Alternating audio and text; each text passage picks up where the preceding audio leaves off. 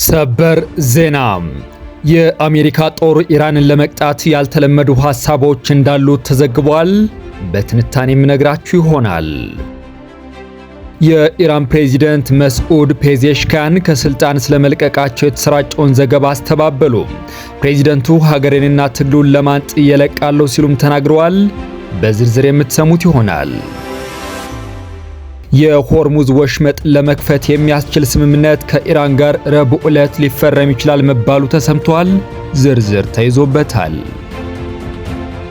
ጤና ይስጥልኝ የተወደዳችሁና የተከበራችሁ የቻናሌ ቤተሰቦች፣ እስከ መጨረሻው ድረስ አብራችሁን ስትቆዩ እነዚህንና ሌሎችንም ሰበር መረጃዎች በትንታኔ የምትሰሙ ይሆናል። ቪዲዮ ላይክ፣ የዩቲዩብ ቻናሌን ሰብስክራይብ አድርጋችሁ እንድትጀምሩ እየጋበዝኩ ወደ ዝርዝር ዜናዎች አልፋለሁ። በቀዳሚነት የአሜሪካ ጦር ኢራንን ለመቅጣት ያልተለመዱ ሐሳቦች እንዳሉ ተዘገበ። የአሜሪካ ጦር ኢራንን ለመቅጣትና ጫና ለማሳደር በፈጠራ የተሞሉና ያልተለመዱ ሐሳቦችን እየተመለከተ እንደሚገኝ ሲኤንኤን ለጉዳዩ ቅርብ የሆኑ ምንጮችን ጠቅሶ ዘግቧል። በአሜሪካ ጦር ማዕከላዊ እዝ ወይም ሴንትኮም አመራር የሆኑ የሲኤንኤን ምንጭ እንደጠቆሙት ኢራን ላይ ጫና ለማሳደርና ለመቅጣት አዳዲስ መንገዶችን እየተመለከትን የሚል ኢሜል ተልኳል። የአሜሪካ ጦር ስትራቴጂውን መለወጥ ስላለበት ሁሉንም አይነት መንገዶችን እየተመለከተ መሆኑን ሌላ የሲኤንኤን ምንጭ ጠቅሰዋል። የአሜሪካ ጦር ሐሳቦች በኢሜል እንዲላኩለት መጠየቁ የተለመደ አሰራር እንዳልሆነ ወታደራዊ ባለስልጣን መናገራቸውን በዘገባው ተጠቅሷል። የአሜሪካ ጦር ማዕከላዊ እዝ ቃል አቀባይ ብራድ ኩፐር በበኩላቸው በፈጠራ የተሞሉ መንገዶች ማሰብና መተግበር በጦሩ ታሪክ የተለመደ ነው ብለዋል። ከፍተኛ ኦፕሬሽን ውጤት ለማግኘት በየትኛውም ወታደራዊ ማዕረግ ደረጃ ላይ ከሚገኙ ወታደሮች ሐሳብ እንደሚሰበስቡ ገልጸዋል። የሲኤንኤን ምንጭ በስተመጨረሻም የአሜሪካ ፕሬዝዳንት ስምምነት ላይ መድረስ ይፈልጋሉ ብለዋል። ስለዚህም ጫና ማሳደሪያና ከዚህ ሁኔታ መውጫ መንገድ ይፈልጋሉ። አንዳንዴ የተለመደው አካሄድ ሲሟጠጥ በፈጠራ የተሞላ አስተሳሰብ ያስፈልጋል ብለዋል። ይህ በእንዲሁ እንዳለ ፕሬዚደንት ዶናልድ ትራምፕ የአሁኑ ድርድር ኢራን ጥሩ ሰነድ መፈረም የምትችልበት የመጨረሻው እድል ነው አሉ። ከቴህራን ጋር ድርድር ተጀምሯል በሚል አቋማቸው የጸኑት የአሜሪካው ፕሬዚደንት ዶናልድ ትራምፕ አሁን የሚደረገው ንግግር ኢራን ጥሩ ሰነድ መፈረም የምትችልበት የመጨረሻው እድል መሆኑን ተናግረዋል። ኢራን በበኩሏም በሆርሙዝ ወሽመጥ የሚደረግ የመርከብ ጉዞን ለማስጀመር የሚያስችል ጊዜያዊ መስመርን በተመለከተም ከኦማን ጋር እየተደራደረች መሆኑን አስታውቃለች። ቴህራን ይህንን ያስታወቀችው ፕሬዚደንት ዶናልድ ትራምፕ የኢራንን ጦርነት ለመቋጨት የሚካሄደው ንግግር ሰኞ ዕለት እንደሚጀመርና ለድርድሩ ሲባል ሀገሪቱ ላይ ሊፈጸም የነበረ ከባድ ጥቃት እንዲቆም ማድረጋቸውን ከገለጹ በኋላ ነው። ትራምፕ ድርድሩ ላይ የትኞቹ አካላት እንደሚሳተፉ በግልጽ አልተናገሩም። ኢራን ግን ከአሜሪካ ጋር እየተደራደረች እንዳልሆነ ለድርድር የመቀመጥም እቅድ እንደሌላት ገልጻለች። ኢራን ተሳትፎ እንደሌላት መግለጿም የአሜሪካውን ፕሬዝዳንት ያስቆጣ ይመስላል።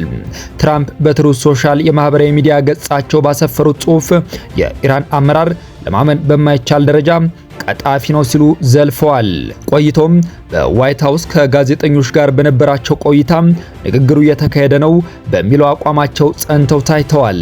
እየተነጋገርን ካልሆነ ስትጠይቁኝ እየተነጋገርን አይደለም እላለሁ፣ ነገር ግን በአሁኑ ሰዓት እየተነጋገርን ነው ሲሉ ተደምጠዋል። እየተነጋገርን ያለነው በኢራን ጥያቄ ነው ያሉት ፕሬዚደንት ዶናልድ ትራምፕ ሳውዲ አረቢያ፣ ኳታር፣ የተባበሩት አረብ ኤሚሬቶችና በርካታ ሀገራት ድጋፍ እንደሚያደርጉ አንስተዋል። እነዚህ ሀገራት ለኢራን የመጨረሻ ዕድል መስጠት እንደሚፈልጉም ተናግረዋል ብለዋል። ኢራኖች ጥሩ ሰነድ መፈረም የሚችሉበት የመጨረሻ ዕድል ይህ ነው ብለዋል። አሜሪካም ኢራን ለመውሰድ ካቀደችው እርምጃ ከመተግበሯ በፊት የቀረበ የመጨረሻ ዕድሏን መሆኑንም አክለዋል። ፕሬዝዳንቱ ባለፈው ሳምንት መጨረሻ ላይ የስምምነቱን ወሰኖች በተመለከተ ስምምነት ላይ መደረሱን ተናግረው ነበር። የሚደረገው ስምምነት በኢራን የተዘጋውና የነዳጅ ዋጋ እንዲንር ምክንያት የሆነው ሆርሙዝ ወሽመጥ መልሶ እንዲከፈት እንደሚያደርግም ጠቅሰዋል። ትላንት ሰኞ ቴህራን ውስጥ ጋዜጣዊ መግለጫ የሰጡት የኢራን የውጭ ጉዳይ ሚኒስቴር ቃል አቀባይ እስማኤል ባጋይ ግን አገሪቱ ከአሜሪካ ጋር ንግግር እያደረገች አለመሆኑን ተናግረዋል። ይሁን እንጂ በሆርሙዝ ወሽመጥ ደህንነቱ የተጠበቀ ጉዞ እንዲደረግ የሚያስችል ጊዜያዊ የባህር መጓጓዣ መስመር የሚመሰረትበትን መንገድ በተመለከተ ከኦማን ጋር እየተነጋገሩ መሆኑን ገልጸዋል። ትራምፕ ድርድር እየተካሄደ መሆኑን በድጋሚ ከተናገሩ በኋላ በዓለም አቀፍ ገበያ የድፍድፍ ነዳጅ ዋጋ መለኪያ የሆነው ብሬንት ዋጋው በ4.5 በመቶ ወርዶ በበርሜል 83.98 ዶላር ተሸጧል። ወደ ኢራን ሳልፍ የኢራን ፕሬዚደንት ከስልጣን ስለመልቀቃቸው የተሰራጨውን ዘገባ አስተባበሉ። የኢራኑ ፕሬዚደንት ማሱድ ፔዜሽኪያን ከአሜሪካ ጋር እየተባባሰ ባለው ወታደራዊ ውጥረት መካከል የስልጣን መልቀቂያ ያቀረቡ ተብሎ የተሰራጨውን ዘገባ አስተባበሉ። ፕሬዚደንቱ በቴሌቪዥን በተላለፈ ማብራሪያቸው ከኃላፊነት የምለቅ ከሆነ ለሕዝብ አሳውቃለሁ፣ ከስልጣን አልለቅም፣ ትግሉን እቀጥላለሁ ሲሉ ተናግረዋል። ፕሬዚደንቱ ከከፍተኛው መሪ ሙጅታባ አሊ ኻሜኒና ከጦር ኃይሎች ጋር አለመግባባት ተፈጠረ የሚሉትን ዘገባዎች አስተባብለው በሙሉ ስምምነትና ቅንጅት እየሰራን ነው ሲሉ አጽንኦት ሰጥተዋል። ማንኛውም አለመግባባት ቢፈጠር እንኳን የጦር ኃይሉ ከኻሜኒ ጎን እንደሚቆም ሁሉም ያውቃል ሲሉ ተደምጠዋል።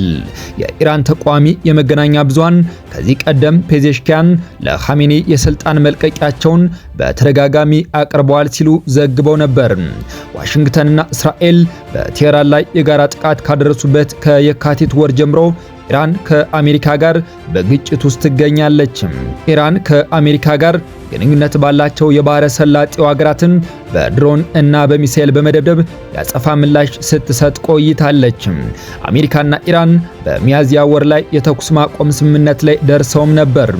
ነገር ግን ሁለቱ ሀገራት ጦርነት ለማስቆምና ዘላቂ የሰላም ስምምነት ላይ ለመድረስ በፓኪስታን አሸማጋይነት የተዘጋጀ የመግባቢያ ሰነድ በሰኔ ወር ተፈራርመው እንደነበር ግን አይዘነጋም።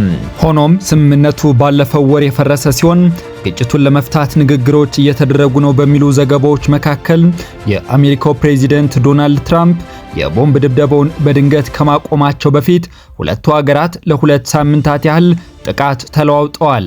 ይህ በእንዲሁ እንዳለ ፕሬዚደንት መሱድ ፔዜሽኪያን ኢራን ቀጠናዊ ግጭቱን ለማስፋፋት ፍላጎት እንደሌላት ገልጸው ሀገራቸው የራሷን ድንበርና ሉዓላዊነት ለመጠበቅ የሚያስፈልገውን እርምጃ ግን እንደምትወስድ አስታውቀዋል። ፕሬዚደንቱ እንደገለጹት ኢራን ለውጊያ መስፋፋት ሳይሆን የግጭቱ መባባስ እንዲቆም ትፈልጋለች። ሆኖም በሀገሪቱ ላይ የሚደረግ ማንኛውም ጥቃት ከቀጠለም ተገቢውን ምላሽ እንደምትሰጥ አመልክተዋል። የመግለጫም በቀጠናው ያለው ውጥረትና የዲፕሎማሲ ጥረቶች በቀጠሉበት በዚህ ወቅት የተሰጠ ሲሆን ኢራን ከወታደራዊ ግጭት ይልቅ ውጥረቱ እንዳይባባስ የሚያስችል መንገድ እንደምትመርጥ የፕሬዝዳንቱ ንግግር ያመለክታል። ከዚሁ ጋር በተያያዘ የሆርሙዝ ወሽመጥን ለመክፈት የሚያስችል ስምምነት ከኢራን ጋር ረቡዕ ዕለት ሊፈረም ይችላል ተባለ። አሜሪካና ኢራን የሆርሙዝ ወሽመጥን ለመክፈት የሚያስችል ስምምነት ነገ ረቡዕ ዕለት ሊፈረም እንደሚችል የገንዘብ ሚኒስትሩ ስኮት ቤሴንት አስታወቁ።